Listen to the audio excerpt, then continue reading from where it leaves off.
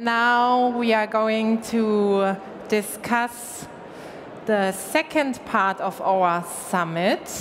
And in our first part, we talked about mobility, we talked about cities, we talked about society, we talked about AI. And we also talked about the differences between startups and large companies, and what large companies can learn from startups. And now we want to reflect the topic, how the future is shaped. And therefore we have a very cool and inspiring speaker from Israel. And he is an entrepreneur and investor. And I read a very interesting interview with him. He was asked what he thinks is behind the perfect investment. And he answered, "I don't think the idea matters. It's all about the execution."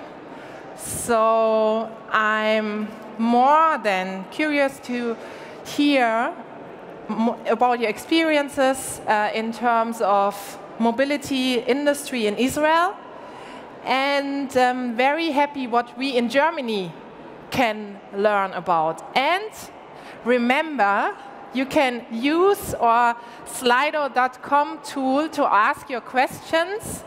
You have to enter the event code CEBIT 18 and then enter the hall 27 stage and ask all of your questions. So use this opportunity. And now give a warm welcome to Yossi Vardi. I'm so excited to hear your words.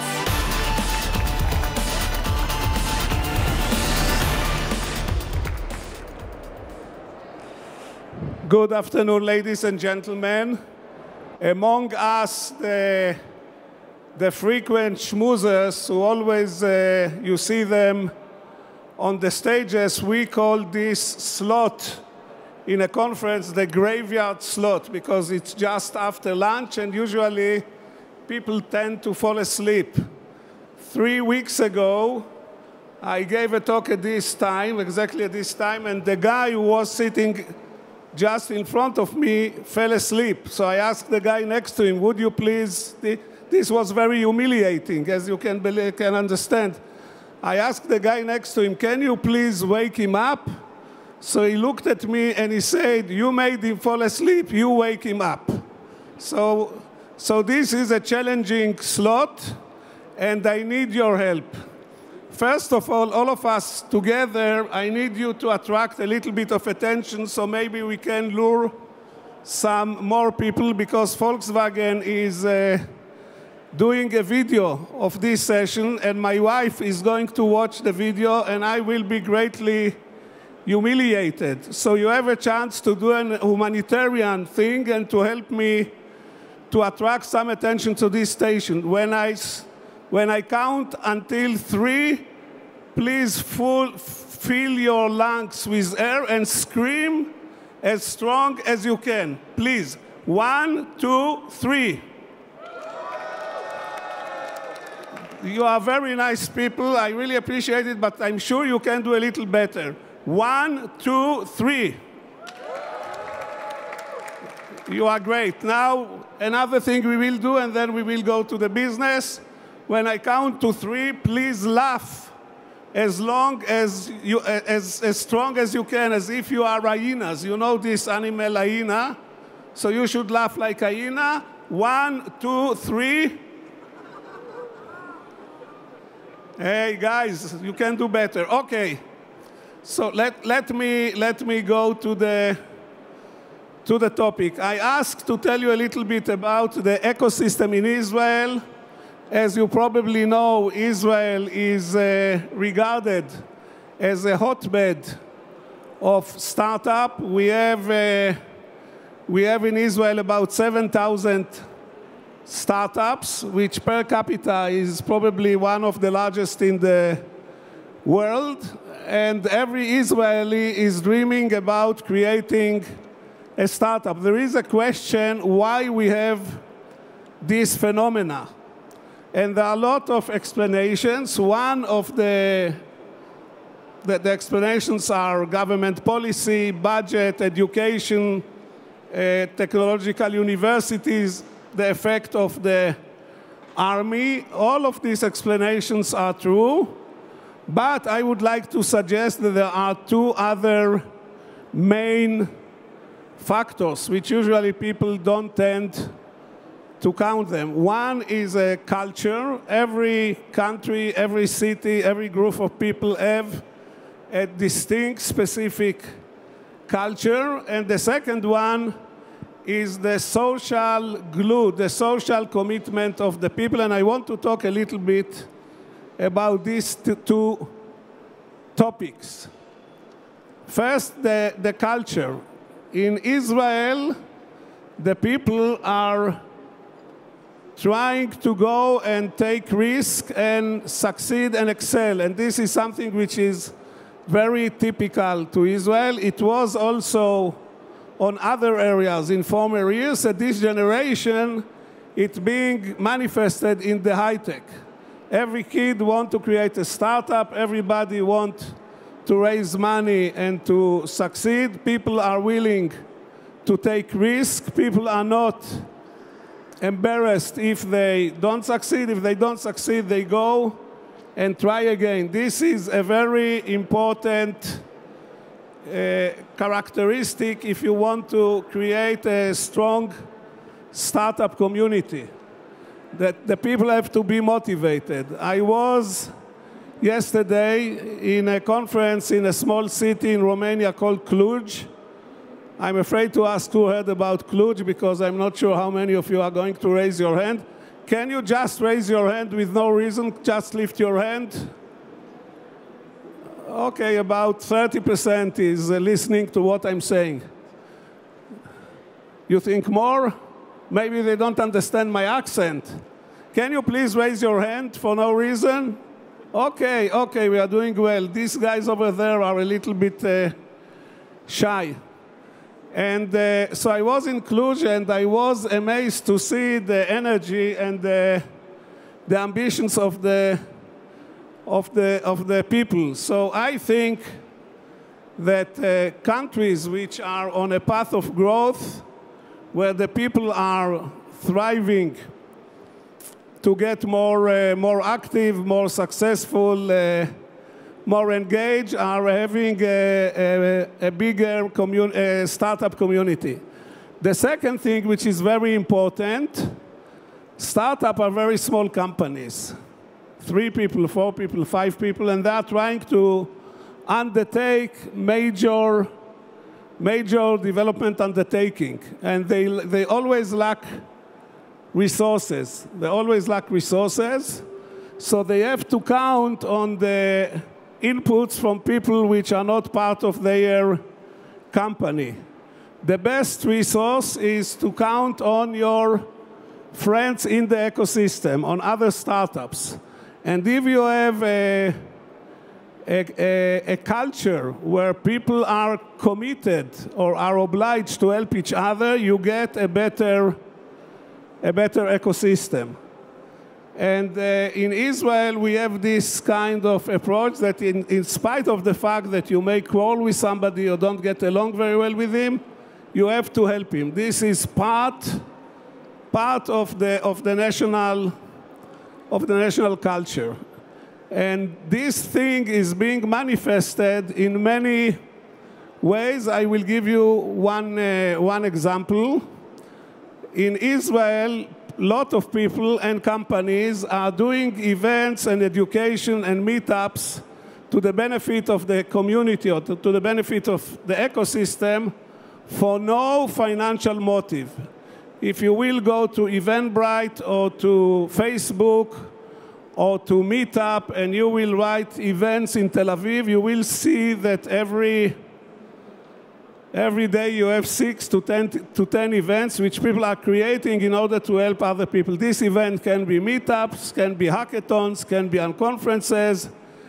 conferences, Many conferences are being done free, so everybody is pushing the ecosystem, and the result is, of course, being reflected in the GDP. I just read today that we passed for the first time Japan on GDP per capita. We are now $42,000. Japan is $40,000, though admittedly Japan is much bigger than we. We are only 8.7 million people, but we do noise as if we are 10 times more. But in spite of our small size, don't be too sad about our size, because together with China, we represent 20% of the world population. This was a joke, you're supposed to laugh.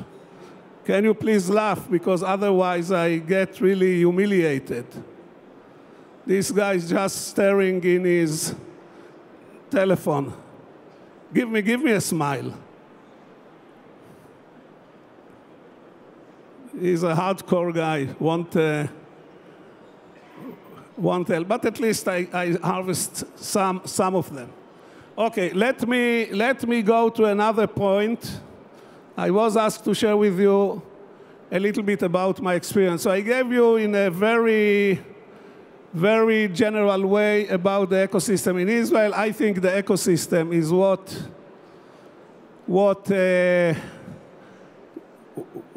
built the ability to create so many startups. Another factor to the success of Israel in the ecosystem is the collaboration between major international companies and many startups in Israel.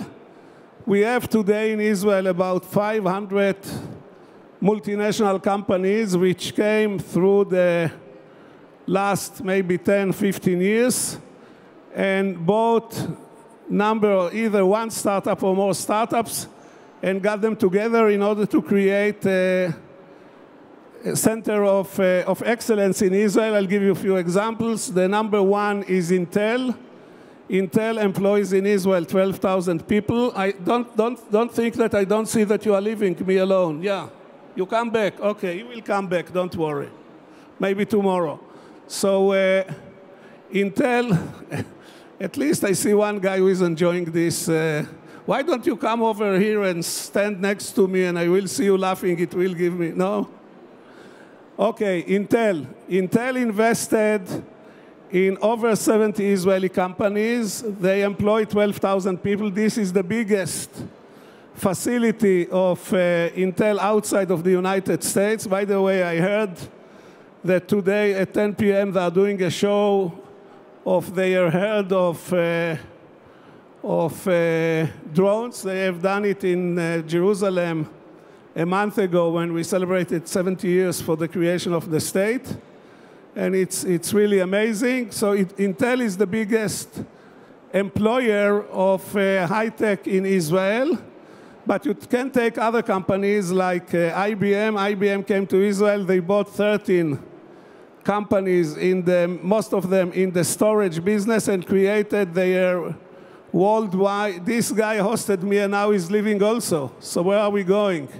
Tom, I see that you are leaving. You reduced the number of participants by 20% by leaving. You're coming back. Okay, he also will come back with the other guy.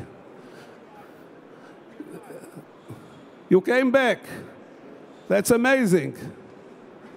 You turned me to a liar. Can't you just say, no, okay, stay. So IBM invested in 13 companies and created a major center of excellence in storage. Cisco invested in, bought 11 companies. Broadcom bought about 15 companies, and the list goes on and on and on. Microsoft has a big development center. Facebook. Amazon now is becoming and sucking every IT professional.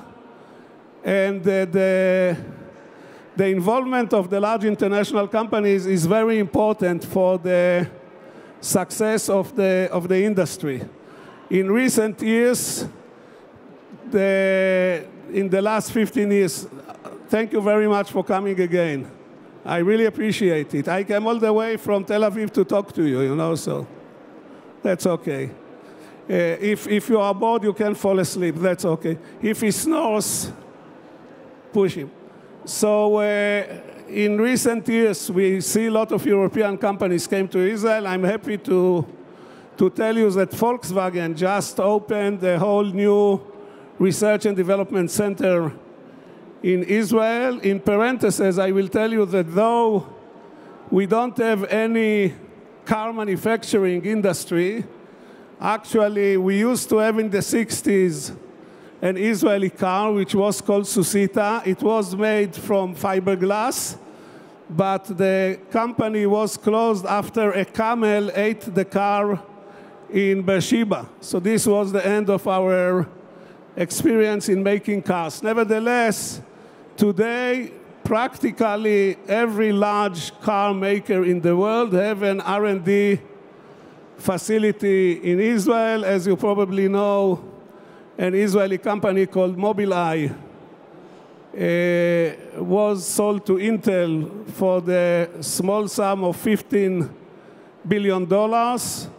And this just attracted more companies. When we spoke about cars, because this stage is about mobilities, when we speak about cars, I would like also to mention Waze, which all of you are familiar with. And Waze give us an indication of something very important which is going to happen in the smart car, in the future of smart car, and this is the collection of data from the crowd.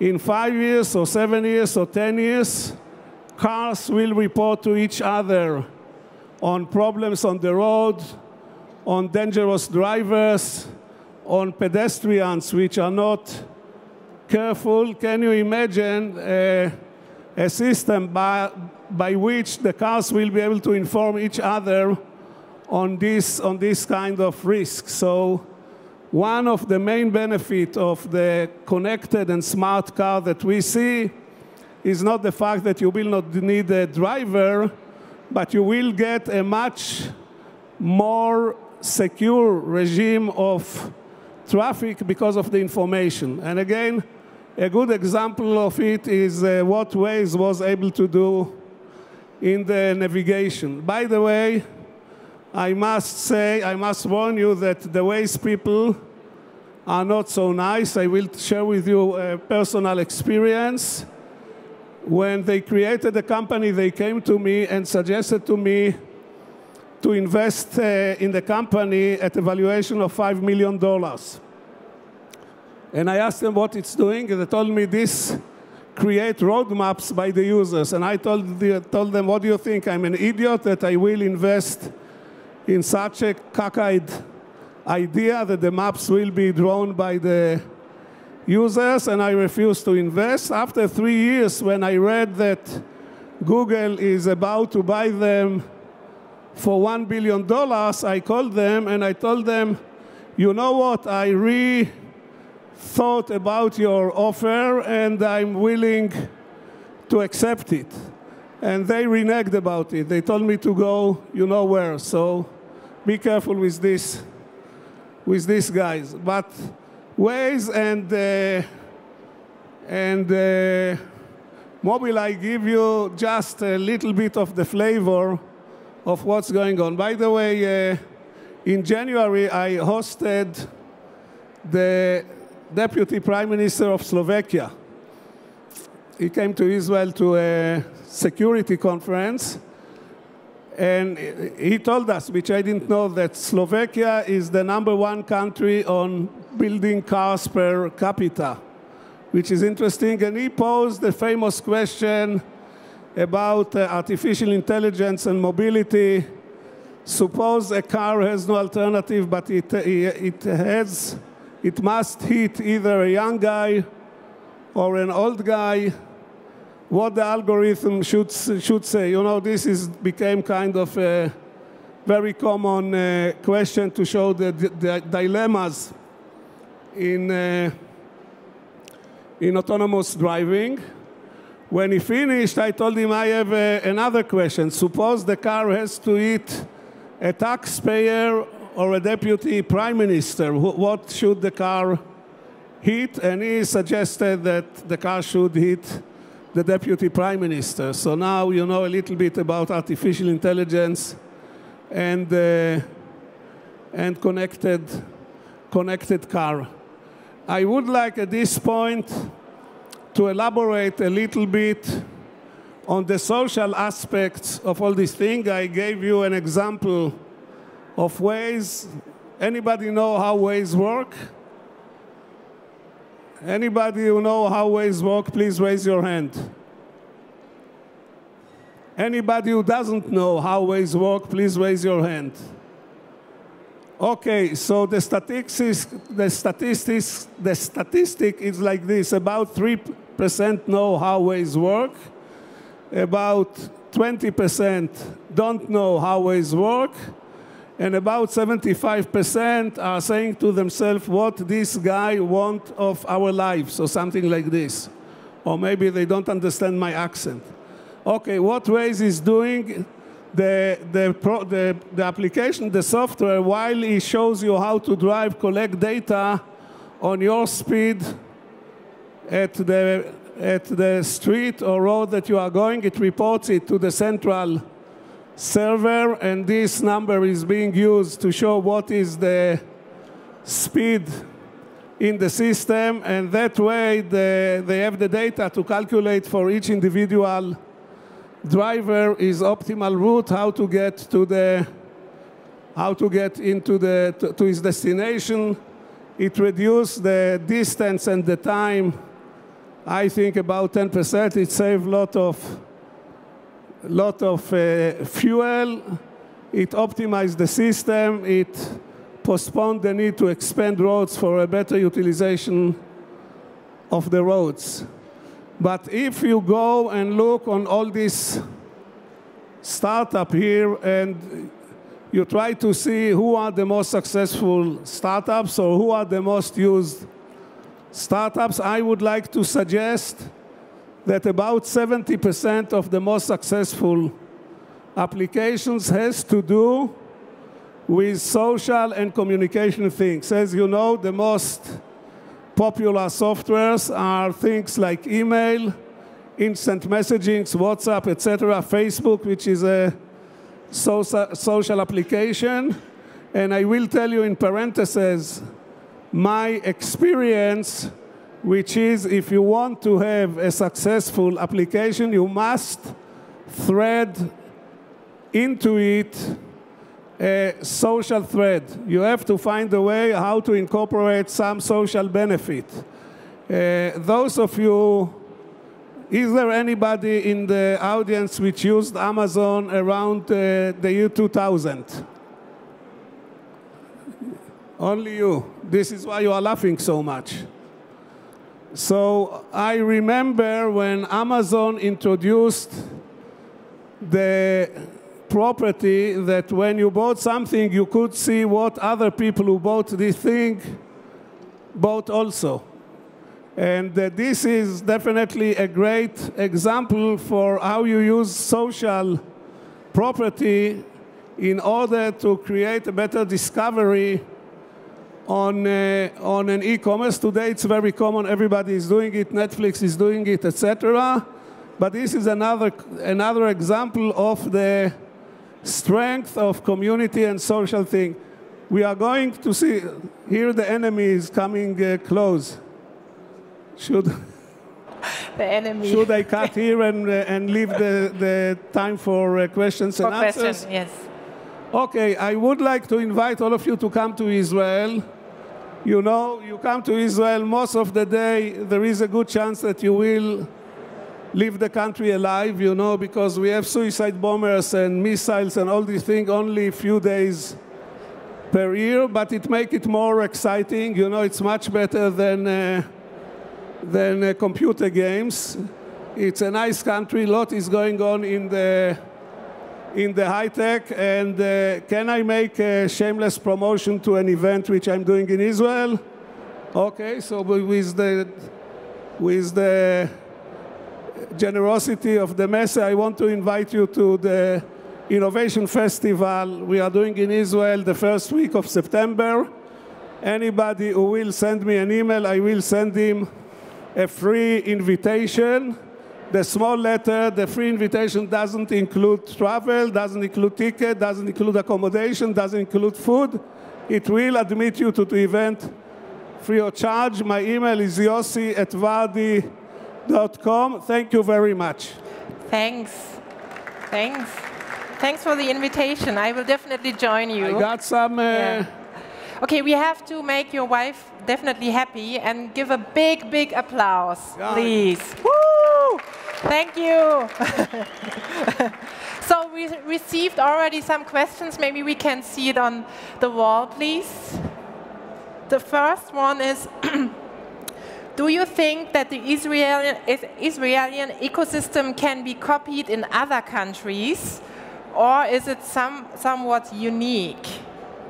If I would have $1 to every time I was asked this question, I would easily have by now some $6. No, really, this is a very interesting question.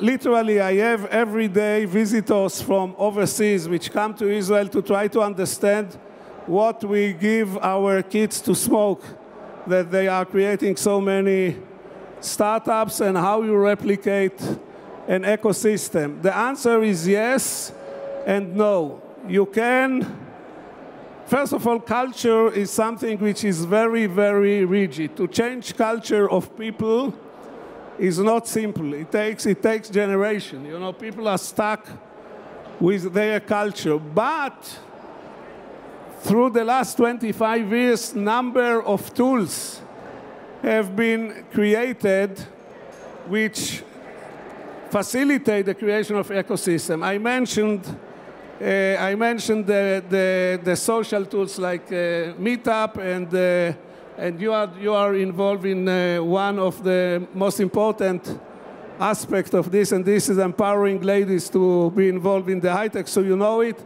So there are tools. In addition to the tools,